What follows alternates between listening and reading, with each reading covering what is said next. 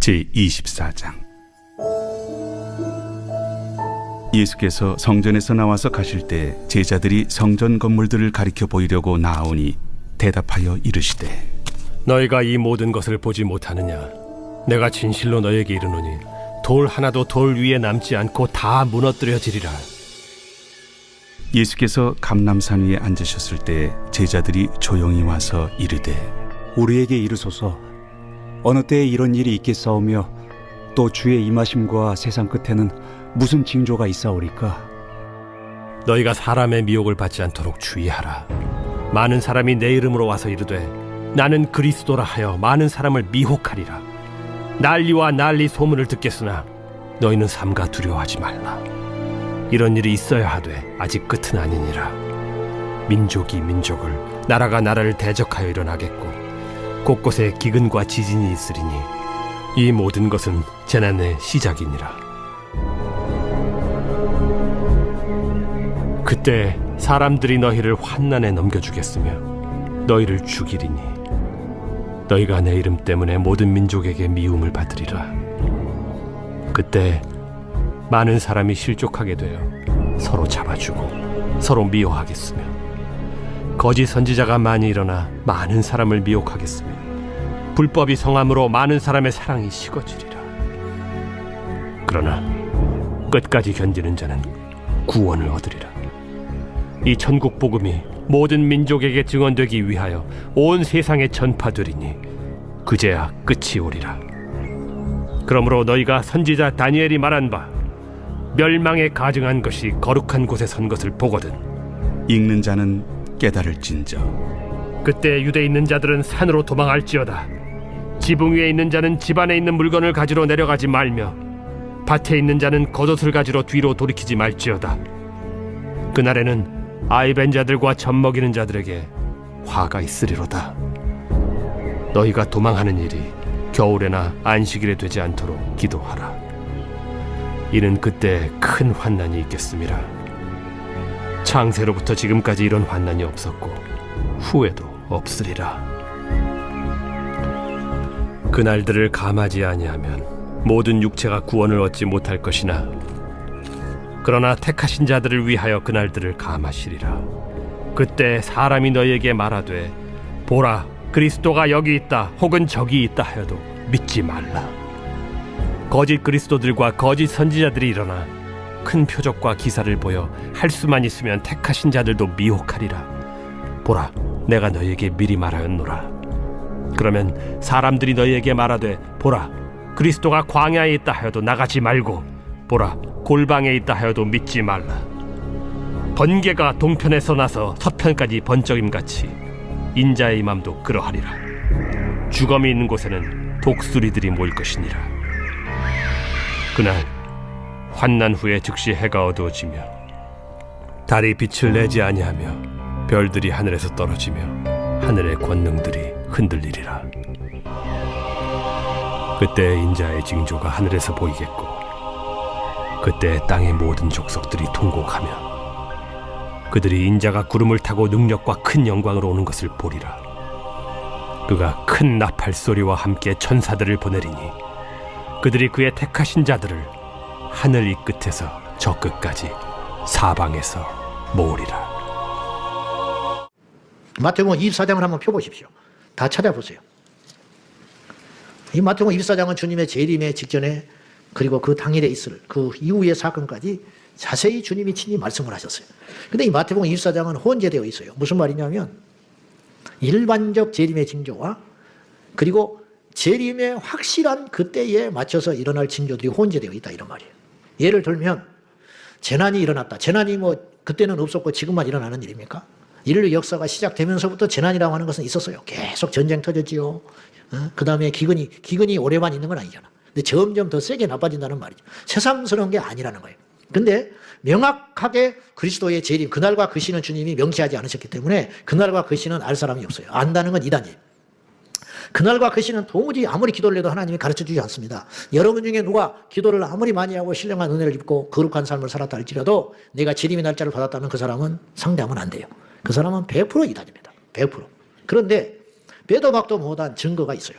이거는 인류 역사상 없었고 주님의 재림 때에 맞춰서 필연적으로 단 한 번 일어날 징조가 있다는 거예요. 그것이 오늘 성경에 있어요. 그게 뭐냐? 자, 한번 9절부터 보실랍니까? 24장 9절. 요건 일반적 재난. 그때의 사람들. 이 그때가 언제인지 아세요?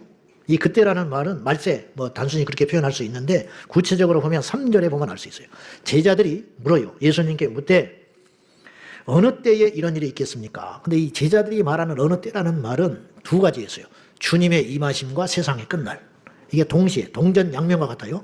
세상 끝나는 날이 주님 오시는 날이고 주님 오시는 날이 세상 끝날이에요. 근데 제자들이 알았어. 언제가 그런 날입니까? 주님이 오시는 날, 세상의 끝날 종말의 날에는 어떤 일이 있습니까? 그렇게 물었더니 주님께서 이런 징조들이 있으리라. 그러면서 쭉 이야기를 하셨는데 9절부터 봐요. 그때의 사람들이 너희를 환난에 넘겨주고 너희를 죽이리니 너희가 내 이름 때문에 모든 민족에게 미움을 받으리라. 이거는요 2000년 동안 있었던 일이에요. 이런 일이 한 번도 없다가 갑자기 재림에 맞춰서 일어날 일은 아니라는 거예요. 이해가 되시죠? 초대교회가 생긴 이후로 이런 일이 계속 2000년 동안 되어 왔어요. 그러니까 이건 일반적 재림 징조라 그렇게 표현할 수 있어요. 그때에 그러니까 미움을 사니까 지금 중국에서 예수 믿는다고 미움받죠. 북한에서 미움받죠. 무슬림권에서 미움받죠. 이거는 재림의 때가 됐기 때문에 그런 일이 느닷없이 생긴 게 아니고 수백 년, 수천 년 전부터 일어난 일이라는 거예요. 근데 이게 정도가 점점 심해지기 시작한다는 거예요. 우리나라도 이게 심해져요. 옛날에 20, 30년 전에는 상상할 수 없는 일들이 지금 조금 위기의식을 느끼기 시작하죠. 학교에서 성경 읽으면 이상해. 미국에서는 스포츠 선수들이 이미 골을 넣고 그리스도인이라고 자기가 기도를 못하는 세상이 됐어요. 기도를 못해. 이것은 해. 알라에게 기도도 해. 그러나 예수의 이름으로 무릎 꿇고 기도하는 것은 핀잔 듣고 조롱받고 더 나아가서 법으로 위반인 일이 벌어지고 있다는 거예요. 지금 그런 일이 벌어지고 있어요. 공공장소에서 기도를 금지시켰어요. 이런 말도 안 되는 일들이 옛날에는 상상할 수 없는 일들이 옛날에 초대교회는 있었어요. 당연히. 그렇지만 자유주의 진영에서 이런 일이 상상할 수 없는 일이 느닷없이 일어나기 시작한다. 그러면 우리는 그런 일이 일어나는 걸 무심코 생각하지 말고 마지막 때가 왔구나. 이렇게 생각해 줘야 된다는 거죠. 거짓 선자들이 많이 일어나 많은 사람을 미혹하게 했으며 거짓 선자는 어제 오늘의 이야기가 아니에요. 이단의 역사는 2000년이 넘어요. 그러니까 옛날에도 있었어. 근데 뭐예요? 점점 많아진다는 거예요. 점점 집요해진다는 거예요. 점점점 강력해진다는 거예요. 그러니까 이단이 많아지는 것으로 시험 들 필요가 하나도 없어요. 가짜들이 많아지는 것으로 하나님은 뭐 하시나? 우리 신앙은 뭔가 그렇게 해이에 빠질 이유가 있어요? 없어요? 없다라는 거예요. 마지막 때가 되어가고 있다는 거예요. 그런 것에 시험 들고 걱정할 시간에 내 믿음을 점검하는 지혜가 필요하다는 거예요. 불법이 성함으로 많은 사람의 사랑이 식어지. 우리가 지금 사랑이 식어지고 있습니다. 불법이 성해. 무슨 말이냐? 반갑다고 이렇게 툭 쳤는데 폭행당했다고 신고해. 그렇잖아요? 반갑다고 툭 쳤는데 옛날 같으면 웃고 넘어갈 일이야. 옛날에는 지나가다 무 하나 뽑아먹으면 이놈의 자식들 그러고 끝날 일이야. 근데 지금은 절도범이 돼버려. 그리고 1000만 원을 내놓으래. 무 하나 뽑아먹었다고. 이 불법이 성함으로 그냥 그러니까 내 친구가 학교에 그 교목으로 있어요. 교목. 근데 이제 학생들이 많고 이렇게 하니까 컨디션 안 좋은 애들도 있고 남녀 혼합 여학생들 이렇게 있는 데 있으면 여자들이 막 이렇게 발작을 해서 눕기도 하고 컨디션이 쓰러지고 하고 가서 건들지도 못한대. 성추행으로 걸려버린대. 선생님인데. 이걸 그냥 놔둬야 된대. 그냥 119 올 때까지. 그 사이에 죽으면 어떻게 해. 괜히 좋은 일 한다고 만졌다가 나중에 엉뚱한 일이 벌어지게 되니까 결과적으로 그래서 사랑이 식는 거예요. 관심이 식고 옆 사람이 두드려 맞아도 간섭하면 안 돼. 지하철에서 아들 손주볼 만한 놈이 할아버지를 폭행을 해도 건들면 안 되고 눈 감고 있어야 돼. 왜? 건들면 나까지 화가 미쳐. 도와준다고 나섰다가는 경찰에서 나를 계속 불러대고 귀찮게 하고 나를 죄인 취급을 해. 그런 일을 한두 번 당하고 나면 무덤덤해지고 죽든지 살든지 말든지 간섭을 안 하는 이런 세상을 점점 만들어가는 이 사회 구조를 누가 이렇게 하고 있냐 이거죠. 그러나 그런 상황 속에서도 끝까지 견디는 자는 구원을 얻으리라. 그리고 14절이 이 독특한 재림이에요. 그러니까 주님의 재림에 임박해 해서 일어나는 특이한 현상 중에 하나가 14절이에요. 그게 뭐냐? 이 천국 복음이 모든 민족에게 증언되기 위하여 온 세상에 전파되리니 그제야 끝이 오리라. 이 말씀은 초대교회는 절대로 해당되는 말씀이 아니에요. 왜냐? 전 세계에 복음이 전해지기 전이기 때문에. 그러면 이것도 함부로 추측하면 안 돼요. 그럼 전 세계에 복음이 전해졌으니까 주님이 오시겠네. 한 1, 2년 안에 오시겠네. 그 전 세계에 복음 전해졌다는 것도 주님의 주관이기 때문에 함부로 말은 할 수 없지만은 이거예요. 그냥 한 가지 거꾸로 생각하면 이거죠. 주님의 재림이 아직 없었다는 건 주님이 보실 때 전 세계의 복음이 아직 전해질 것이 있다라는 뜻이. 이건 특이한 재림. 그리고 29절을 가보시면은 재림 당일날 일어나는 일이에요. 그 그 날 환란 후에 이런 환란들이 지나가요. 죽음의 권세. 그래서 죽음이 있는 곳에는 독수리들이 모인다고 28절에 얼마나 많이 전쟁이 나서 죽었는지, 핵으로 죽었는지 전쟁이 나가. 옛날에는 그냥 수천 명 수만 명 죽고 마는 거예요. 근데 지금은 수억이 죽어버려요. 한 번에.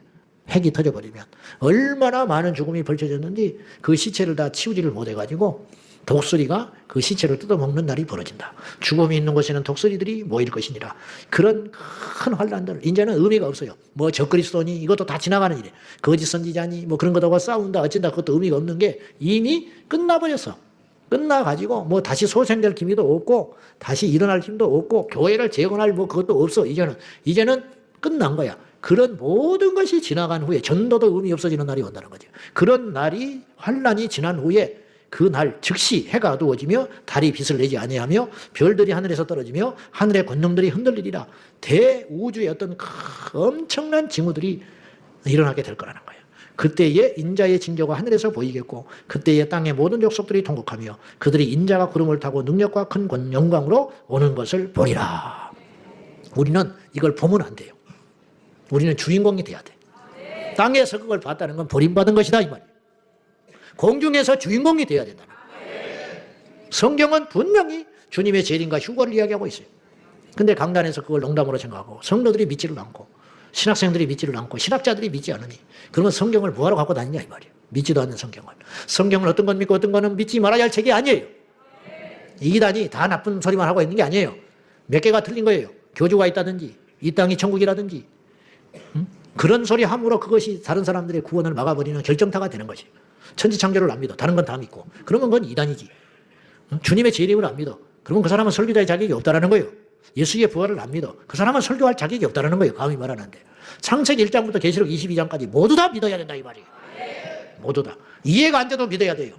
왜? 말씀이니까. 그러면 세상 사람이 웃지요. 내가 이런 말하면. 저러니까 문제라고 교회를. 그래서 지식인들이 교회를 안 나오려고 말아. 안 나오려고 말아. 여기 앉은 사람이 다 바보로 보이냐 이 말이에요. 마지막 때 보자 이 말이에요. 마지막 때. 여러분 의사가 아닌데 병 고치는 걸 무슨 수로 해석을 하냐 이 말이에요. 응? 죄인이 돌아와가지고 회개하는 거. 성령의 불덩이를 받았다고.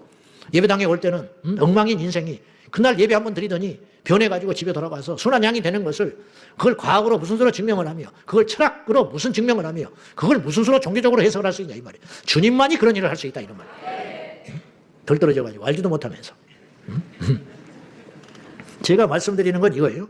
점점점 이 세상이 그런 방향으로 좋았다 나빴다 좋았다 나빴다 오늘은 살만하다 아이고 오늘은 힘들다 그러면서 우리는 일희일비하고 하겠지만은 창조적 파괴 이른바 결국은 주님께서 오시는 무대를 만들기 위해서는 이 땅의 것들은 주님의 예언대로 무너져야 되고 가짜가 득세해야 되고 예수 믿는 사람들이 아무런 이유 없이 핍박을 받게 되고 그런 현상들이 줄을 지어 일어난 다음에 그 끝자락에 그리스도께서 오실 거라는 거예요. 주님이 힘이 없어서 우리가 핍박받는 걸 도와주지 않는 것이 아니라 이미 주님의 스케줄 속에 있다 이 말이죠. 그래서 우리에게 당부하시는 것은 그런 일이 있다 할지라도 끝까지 견뎌라. 그러면 이런 일을 왜 미리 말하셨냐 이 말이죠. 대비하라고. 대비하라고. 도망가라고 말씀하신 게 아니라 버티고 이기라고. 견디라고. 이 말을 내가 이미 너희에게 하였노라. 왜? 이 말씀들이 없었으면 우리는 미혹을 미혹으로 모르는 거예요. 가짜들이 판치고 다녀도 진짜인 거 하고 우리가 속을 수 있다는 거예요. 막 표적이 일어나요. 병든 자를 고치고 죽은 사람을 살리고 지금까지 사이비 교주들이 했던 기적하고는 상상할 수 없는 하늘에서 불을 끌어내리는 기적을 베풀 거라는 거예요. 계시록에 의하면. 죽은 자가 살아나고. 그러면 천하장사가 없다는 거예요. 나도 속을 수 있어요. 정말 예수님 아니냐. 근데 이미 성경에 그런 것들이 거론되어 있으니 하늘의 징조, 공중에서 주님이 오시기 전까지는 아무리 누가 능력을 행하고 표적을 행해도 그는 가짜다라는 거예요. 그걸 가르쳐 줬다는 거예요. 멸망에 가증한 것이 거룩한 것에 선 것을 보거든 마지막인 줄 알고 도망가라. 그거에 말씀이 없었으면 또 우리는 어떤 헷갈림이 있냐면은 저것이 가짜인지 진짜인지 그리고 저런 악의 도구가 강단에 서는 것에 대해서 문제의식이 없이 우리는 그럴 뻔했는데 이미 그런 날이 올 거라는 거예요. 중이 강단에 서고 수녀가 강단에 서고 믿지 않는 자가 강단에 서고 진화론 자가 강단에 서는 날이 올 것이고 그런 날이 올 거라는 거예요. 예수님의 사진과 예수님의 사진이 떨어지고 그 자리에 독재자의 사진이 걸릴 날이 올 거라는 거예요. 이런 현상이 일어난 것에 대해서 두려워하거나 의문점을 품지 말아라. 내가 너에게 이미 말하였느니라. 왜? 대비하라고. 시험 들지 말라고. 헷갈리지 말라고. 할렐루야. 그러니까 기도는 이런 날을 대비해서 저축을 해놔야 된다는 거예요. 할렐루야. 그러니까 우리가 기도를 해놓지 않으면은 그런 현상이 펼쳐질 때 말씀을 통해서 이미 우리가 들었고 알았고 믿게 됐지만은 견디지를 못하니까 타협해버리는 거예요. 견디지를 못하니까 그냥 괜찮다고 생각하는 거예요. 그리고 견디지를 못하니까 넓은 문으로 같이 가버리고 마는 거예요. 그럼 멸망길로 가는 거죠. 저렇게 믿음 좋았던 목사님도 저렇게 신실했던 장로님들도 그냥 그 길로 가는구나. 그러면 저것이 맞는지도 몰라. 그렇게 해서 쏠려서 갈 수 있다는 거예요. 근데 알고 보니까 그것은 맞아서 간 게 아니고 사실은 내가 힘이 없어서 버티지 못하고 가버리는 거라는 거예요. 그러면 그 끝은 끝이라는 거예요. 마지막 심판을 받게 된다는 거예요. 두 번째로 그래서 조금 더 언급을 하면 골로새 4장 2절 봐요. 깨어있다는 게 뭐냐. 깨어있으라고 이 마태복음 24장 결론은 그거잖아. 깨어있으라. 잠자지 말라는 게 아니잖아요. 시작. 기도를 계속하고 기도에 감사함으로 깨어있으라. 기도하는 걸 깨어있다고 성경은 표현하고 있어요. 기도하고 있는 게 깨어있는 거예요. 다른 게 없어요. 아멘입니까? 복잡하게 생각할 것도 없어요. 기도를 계속하고 있으면 내가 깨어있는 거야. 알았어요? 눈 감고 기도를 하고 있어도 깨어있는 거야. 기도를 하다가 잠을 자도 그 사람은 깨어있는 거야. 기도가 안 되더라도 기도 자리에 와가지고 시간을 버티고 견디는 것이 기도로 깨어있는 거라는 거예요. 기도는 힘이라 그랬어요. 기도는 힘. 기도를 해놓으면 힘이 생겨요. 기도를 해놓으면 분별이 생겨요. 기도를 해놓으면 내게 영적인 힘이 생기고 능력이 생겨가지고 이건 사탄이 역사하는구나. 이것도 요새 시험이 오는구나. 또 내가 주님을 사랑하고 몸부림을 치니까 또 이것도 이렇게 또 장난질을 하는구나. 그리고 그 너머에 사탄의 손을 보게 된다는 거죠. 그러니까 우리가 이 실수를 많이 줄일 수 있게 되는 거죠. 그것이 능력이고 실력 아니겠습니까? 미워하면 지는 것이거든요. 근데 기도를 안 하면 미움이 자꾸 가요. 기도를 하면 이해가 돼. 기도를 하면 용서가 되고, 기도를 하면 얼마나 아플까. 기도를 하면 그 배후에 마귀의 손이 보이게 되는 것이고. 예수님도 당부하셨어요. 제자들에게 깨어 있어라. 깨어 있어 시험에 들지 말아라.